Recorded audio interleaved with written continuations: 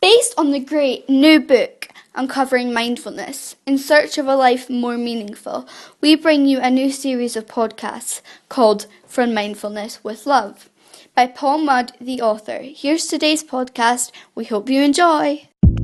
Are you in search of a life more meaningful? Welcome to the podcast that takes you from mindful to mindful. Leadership, resilience, compassion, success. Join the journey. From Mindfulness with Love, here's your host, Paul Mudd.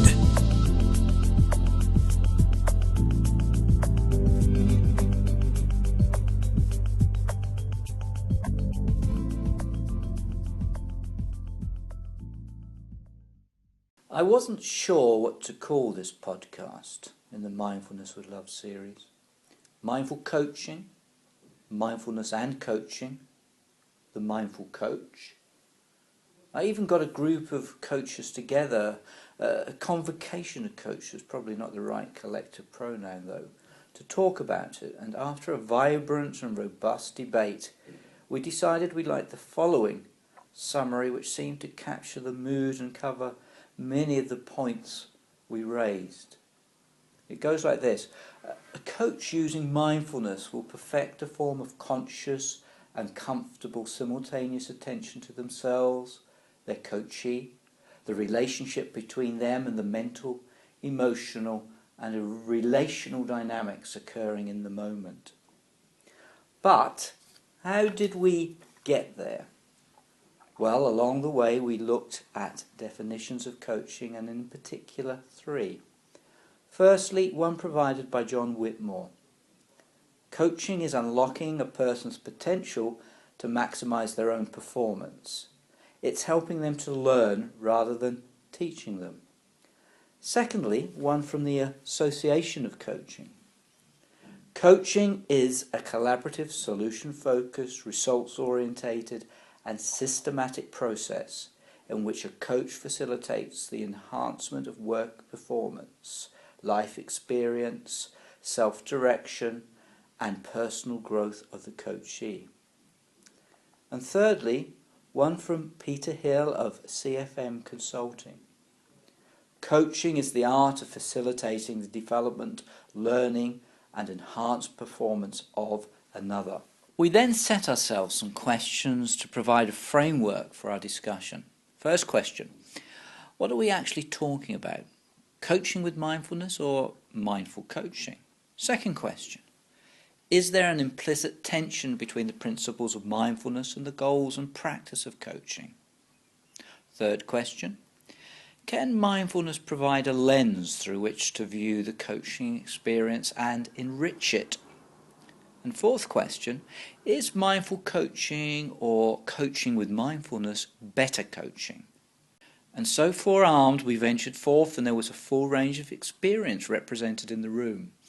From colleagues who were already informing their coaching practice with a mindfulness approach, to those whom mindfulness was still a rather nebulous and uncertain thing.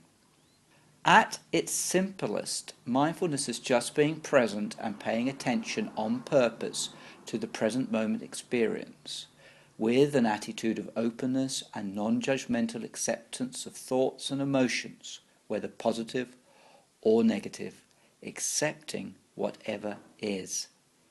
It is physically and mentally connecting and being aware of what is going on inside the mind and body, whilst also being aware of the world around oneself.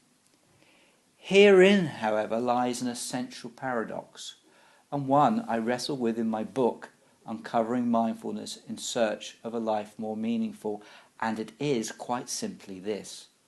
From a practical perspective, is being a mindful coach possible? Mindfulness is chiefly associated with non-doing and being, and coaching with doing, action. Coaching can provide valuable insights into behaviours, patterns, and the relationship between thought and action. When coupled with mindfulness or a mindful approach, though, individuals are able to jettison judgment and start to question ingrained beliefs or perceptual blind spots that might result in what Dan Siegel, clinical professor of psychiatry at UCLA School of Medicine, describes as oversimplification. The oversimplification, however, might also be that a coach using mindfulness could be missing something. However, I believe from my study of this that mindfulness is not just really thinking about what you are doing, it is full awareness of your authentic self at all times. It is holding positive, energetic states of mind at all times. It is walking your talk at all times.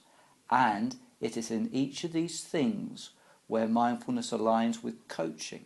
Indeed, if you frame mindfulness as something that is overarching and a set of things rather than just one thing, then the notion of present moment awareness becomes fundamental to everything else and a precursor to all other possible steps in the coaching taxonomy, from awareness to core values, to long-term vision, to short-term goals, to action.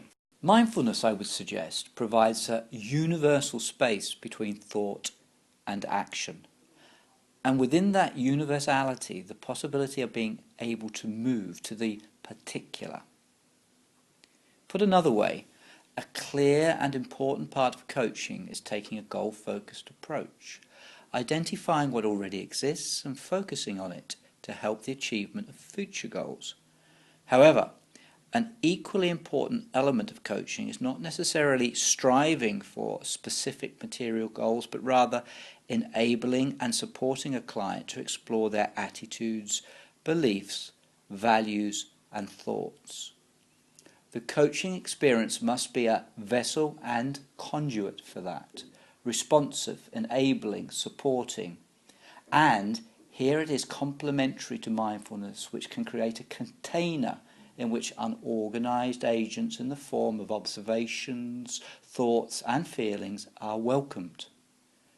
This touches on adaptive capacity and indeed the hinterland of complexity theory, because in its purest sense the mindful coaching relationship will honour emergence by accepting whatever may come up, and what follows are new insights and revelations, interconnections, patterns and reconfigurations that in turn may catalyse internal and external shifts in the coachee and indeed in the coach themselves. So, coming back to the summary the group liked best, using mindfulness, a coach can perfect a form of conscious and comfortable simultaneous attention to themselves, their coachee, the relationship between them, and the mental, emotional and relational dynamics that are occurring in the moment. There are three aspects of mindfulness that I think have a particular relevance for coaching: an empty mind, non-reactivity and permissive attention. An empty mind, or being what Gestalt therapists would refer to as an empty vessel, is key to letting something happen in someone else, and it's the essence of coaching and can't be achieved by greater effort or more action. It's not about what you do, but how you are. It's about your demeanour, your approach, your style, and most importantly of all, about your awareness of the present. With an empty mind, judgment is suspended and full attention is given to the coachee, which enables them to feel their real substance and the value of being heard. And to achieve this, the coach centres themselves in the present, or the be here now place, as it is called in John Heron's catalytic toolkit model. On the other hand, non-reactivity on the part of the coach gives the person being coached room to roam from perspective to perspective, trying on this or trying on that, from one incomplete thought to another, until they become whole thoughts and the basis for change and growth. The coachee can in fact feel invigorated by this space to explore, an emotional space without any landmines or tripwires. Whilst permissive attention is about the focus that is set and maintained that allows the coachee to stay in the moment and remain open to new perspectives and different answers. Essentially, coaching is a humanistic practice in which, as described by Carl Rogers, the concepts of congruence and empathetic understanding are available to the coach as awareness. This then enables the coach to facilitate psychological change and growth and provide an environment in which the client can flourish through congruence. Whilst being empathic creates a support structure necessary for the client to feel the presence or focused attention, the support and the understanding without judgment of the coach. And as the coach facilitates change in another through the coaching experience, they are indelibly changed themselves in some way, shape or form. Whether it be through understanding, learning or gaining new knowledge or improving their skills. The evidence would suggest then that the role of mindfulness and coaching is, if anything, very important. It enables a coach to hone their mind to be sharp and aware of what is currently present, so they can intuitively pick up what is going on but not be engulfed by it. It also enables a coach to develop and maintain focus within the coaching session and manage an emotional detachment, able to enter each session with fresh eyes and a free mind. Intriguing, isn't it, where discussions can lead you? And of course this podcast is only scratching the surface, but it's authentic scratching, it's heartfelt, compassionate scratching, and, well, what a surface to scratch. My book has more to say, and it's available on Amazon, and I dare say too that this is an area of mindfulness that I need to pay more attention to as I continue my journey uncovering mindfulness. You can follow this continuing journey on Twitter at The Mindful Book, and that's capital T, capital M, capital B. And if you'd like to contact me directly, my email is paul@themudpartnership.co.uk, and that's all lowercase and, of course, mud with 2 Ds. I'd love to hear from you, and until the next time, be mindful. Hell yeah.